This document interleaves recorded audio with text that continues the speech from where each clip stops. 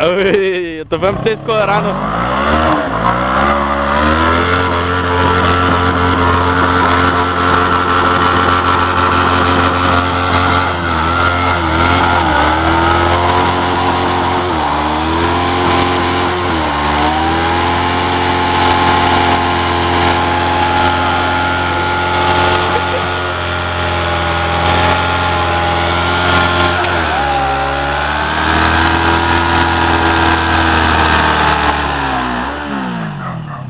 Já estourou?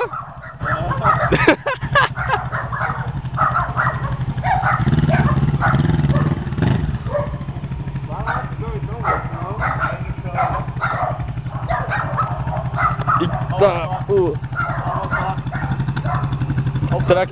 Será que tá quente?